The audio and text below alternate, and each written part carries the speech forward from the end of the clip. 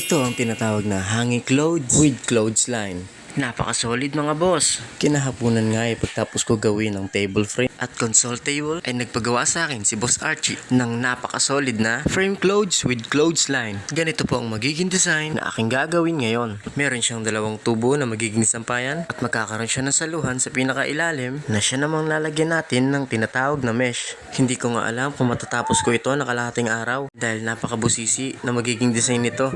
Pero kakayanin ko at bibigay ko ang best ko. BA tubular nga pala pinagamit sa akin ni Boss Archie. Medyo malangis nga lang ang buong bakal. Kaya pinunasan ko ito ng besahan bago ko putulan. Masakit kasi sa ilong kapag pinuputol ko yung bakal na to. At nilinis ko na yung apat na kanto. Dahil magtatayo nga ako rito ng apat na poste. Hindi naman ako hirap sa pagkuha ng level. Dahil may malaking eskwala ako na ginagamit.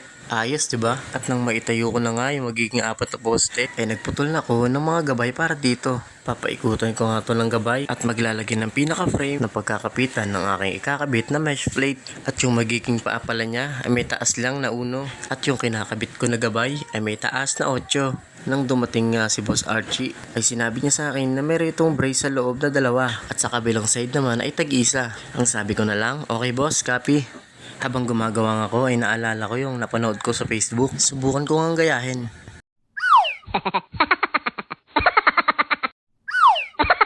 Uh-oh. Let's go.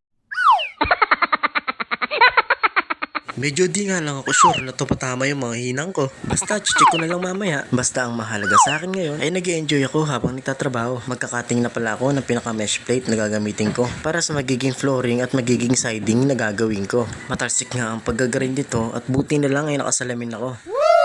Napahinto nga ako sa pagtatrabaho dahil nagka-problema yung machine na ginagamit ko. Lumalabas naman yung pinaka-wire niya pero hindi nag-i-spark. Na-repair ko na ito nung nakaraan kaso nga lang hindi ko dala yung gamit ko. Kaya kinabukasan ay dinala ko yung napakalupit na welding machine ko.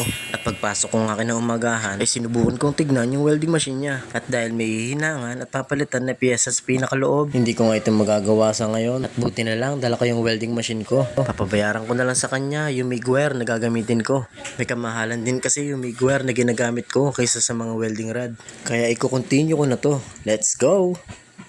Sinukat nga pala namin ni Boss Archie yung natirang mesh plate. At kung magkakasya daw ito, ay di na kailangan galawin yung isang bago. At may space nga kami na nakita. Sa tingin ko, kaya ko nang gawan yun ng paraan. Ako pa!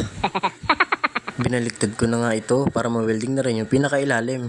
Hindi pala siya kayang i-full weld, kaya pupunuin ko na lang siya ng tacking.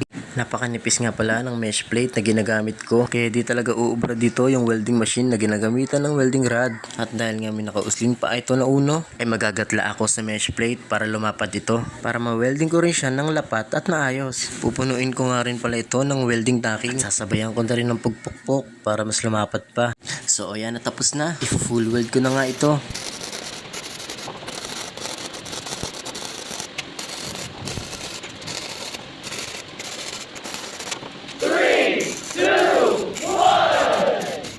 At ito na mga boss madam. Napakaangas tol. Paano pa kaya pag nakulayan na ito? Maraming salamat po sa panonood.